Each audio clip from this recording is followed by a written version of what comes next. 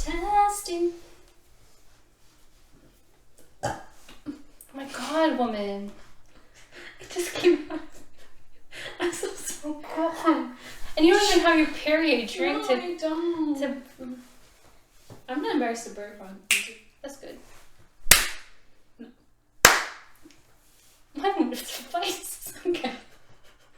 Books. We like books. You guys like books. Bonjour, hi, as we say in La Belle Province, the province of Quebec. I'm Chelsea. Buongiorno. I'm Chloe. And we're sisters, and this is our first YouTube video. Yay! Yay! We're the C majors. Ah, that's C, right? It could be C. I don't know. I don't know if that was C. Anyways, we're here to talk about books. Books. You guys like books? We like books. Talking about books. I suppose I am the youngest by an indeterminate amount of days, months, years. 1 year, 11 months, 2 weeks. Like, what? Don't be creepy. Don't tell people that. It's a fact. This is going well. All right. Chaos. Okay, so let's go. I want to start with my first pick, The Spellshop by Sarah Beth Durst. I picked this one up at my local library. It was a new arrival, hence the little July sticker at the top. It's really just a cozy fantasy, a lot of like magical creatures, jam shops, spells, tree spirits, very sweet. It's a really cute cast of characters. Honestly, if you're looking for something escapist and wholesome to kind of usher in that cozy autumn, cozy autumn time of the year, I would recommend. So it's obviously cozy autumn is like something we obviously talk about. We tried very hard. So The Spellshop. It's written by Sarah Beth Durst. It was my first of her books that I've read, but I really appreciate her writing and her characters. I thought it was just a really wholesome, lovely book. So, The Spellshop, if you're looking for that kind of vibe from a book, highly recommend The Spellshop. I haven't read this one yet, but I definitely want to. And it's purple. Look at the page. I know. What is happening, you guys? So they publish books now, but they publish books now. I don't know. They publish books now. Okay, they publish books. Okay, that's a thing. But they spray the edges. I know. And it's so hard. It's so hard not to want to buy. They're so pretty. Also, I love purple, you guys. Confession, I like purple. Very difficult, I tell you. The consumerism is strong. Anyways, but it's a library book. I didn't have to buy it. So. I know. And now you want to. Yeah. I do. Books. That's A Spellshop, you guys. You probably have no idea what this book is about from what I said, but if you want cozy and you want sweet, a little romance, a little magic, some nice stakes as well, this is probably the rare, book. medium rare?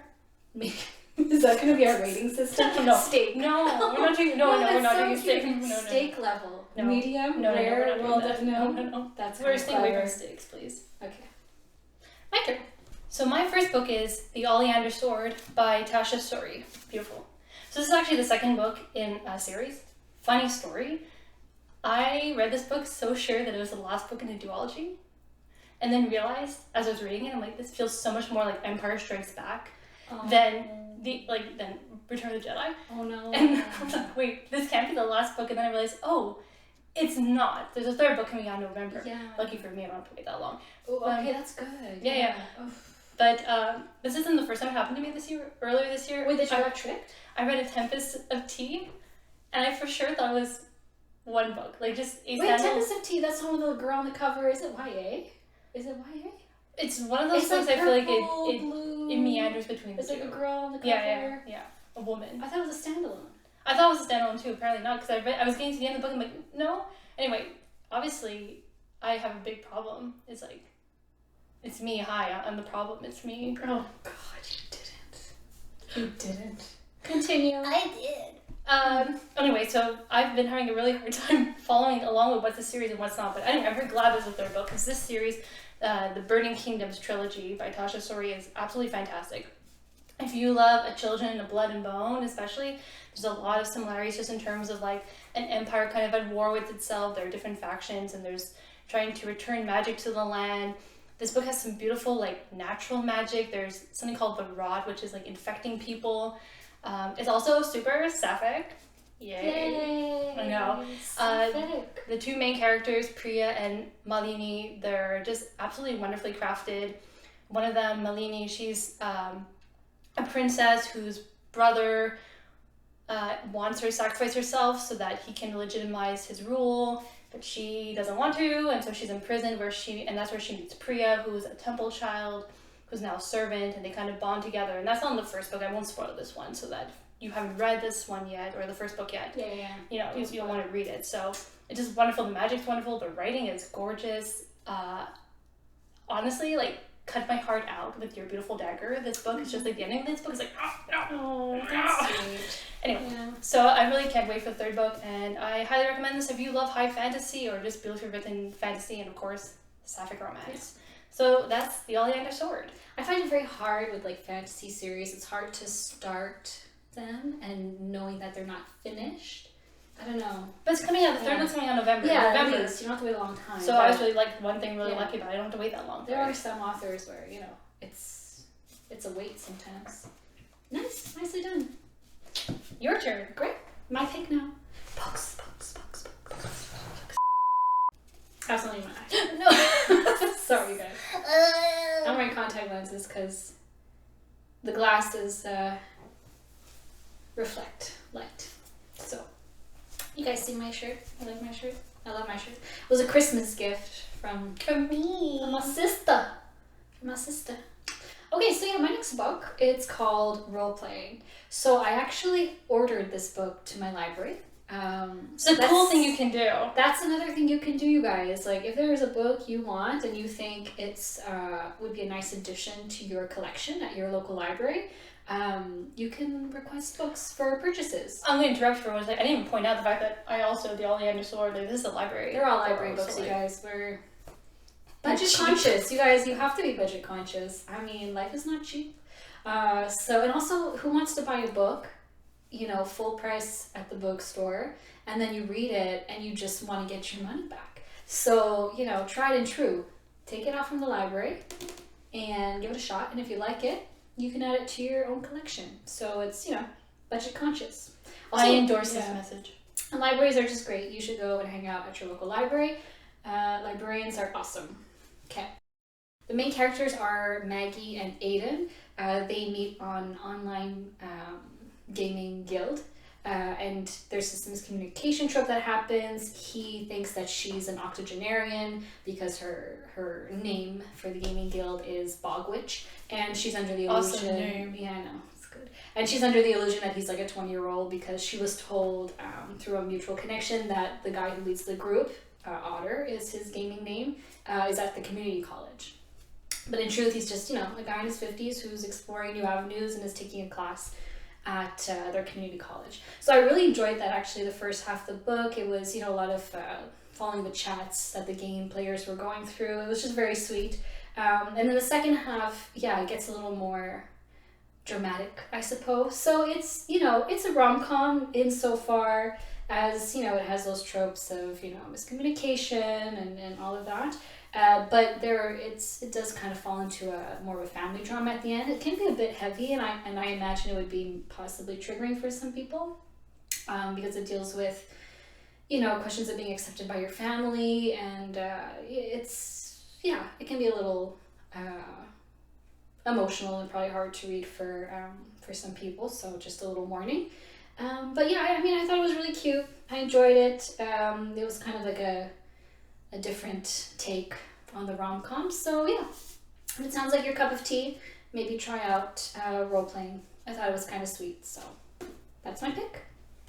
My turn. My next book is The Winter Night by Jess Batiste. Chelsea, you're the one who told me about this book. I think last year, came out last year, and I don't know why I waited so long to read it. Yeah, it showed up at the library. Yeah, last year. It's Canadian. That's what we say, right? Oh yeah. We say. A. So this is a kind of a Arthurian retelling, but not really. It's more of this concept that it's set in Vancouver, and the Knights of the Round Table and characters like Arthur, Guinevere, Lancelot, they're like reborn again and again and again, and they're called knights, and they have some memory of who they were, but it's not as if the story itself is retelling it. So it's not following actually Arthur or it's not following Arthur or Lancelot or Guinevere. It's actually more interested in a knight Wayne, so the Gawain character, but in this world he's Wayne. He's a university student. His best friend is Kai, and the book actually starts with a murder. Oh, really? Yeah, it's a murder mystery. Oh, cool. And there are these characters called Valkyries, and the main character Hildy, she's a Valkyrie, and she's in charge of protecting the knights, and she's in charge of the investigation. So it's actually a very genre-bending kind of story. It's in part this, I guess, study of Arthurian legend and the questioning of certain tropes.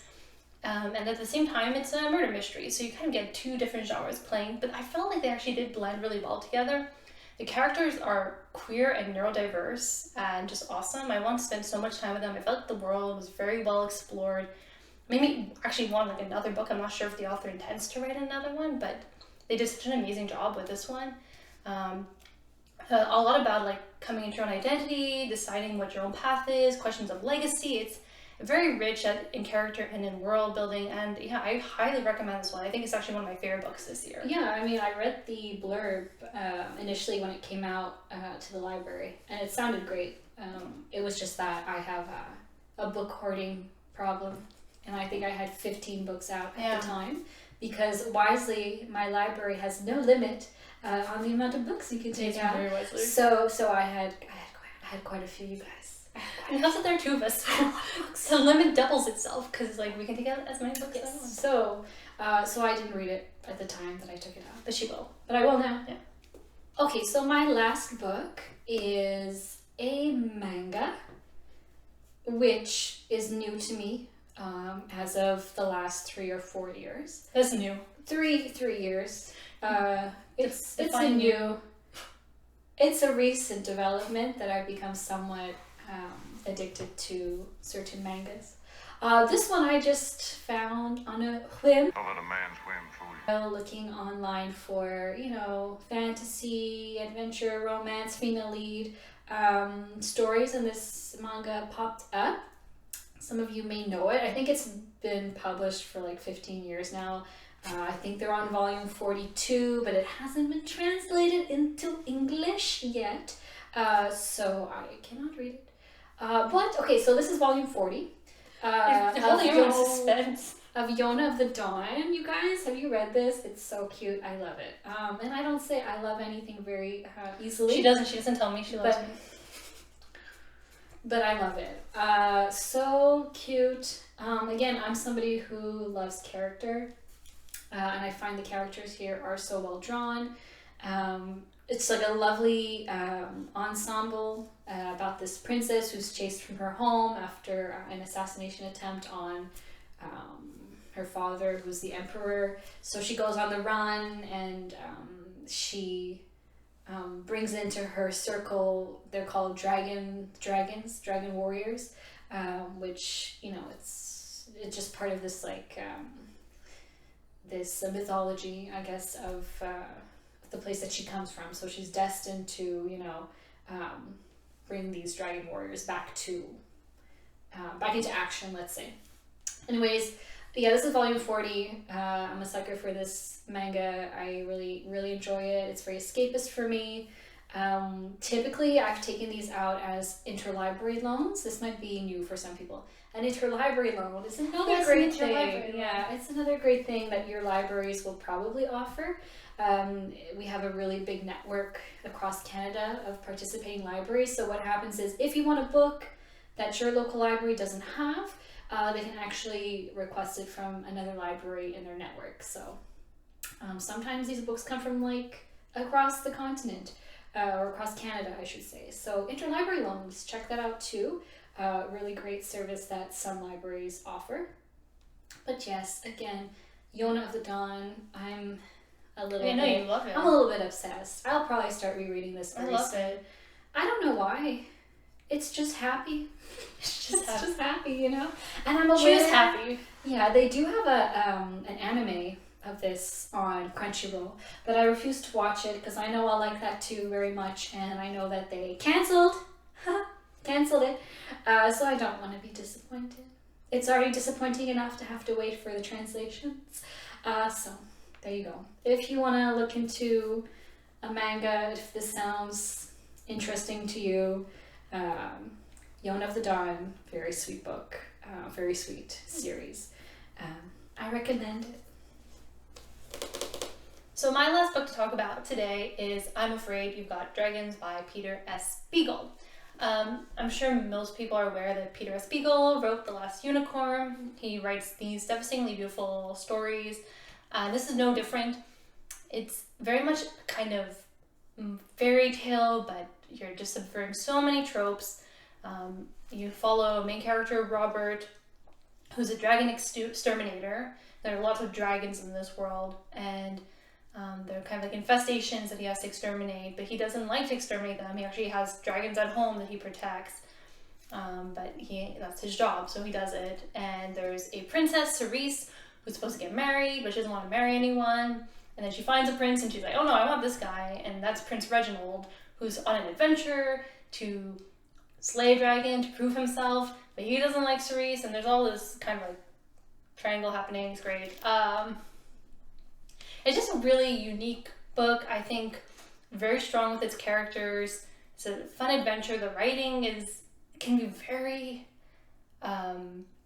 heartfelt, get at very deep feelings, especially with some of the side characters. There's questions of like love and like friendship and loyalty, but at the same time there's also like very humorous writing. You can like laugh out loud, funny. Kind of reminds me of like Princess Bride, but not as irreverent or humorous as Princess Bride, but because it also has that very not mellow but very like thoughtful, meditative kind of writing also, that really getting into the characters and their feelings, and this kind of push and pull between being who your parents expect you to be, kind of like with the Winter Nights, also like a question of legacy. So like how you're reacting to the world, how you want to be perceived in the world, and then expectations that are placed on you that are kind of holding you back, or this feeling that you have to be someone you're not. And it's very beautifully written.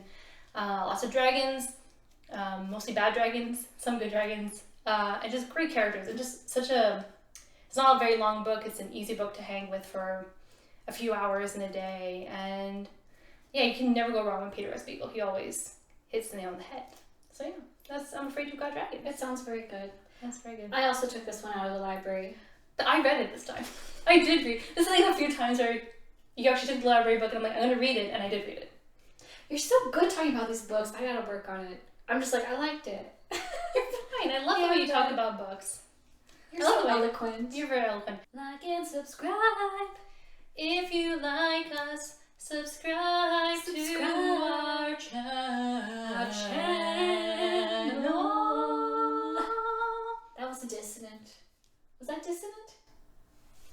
Dissonant. See you next time. Okay, bye you guys. Bye.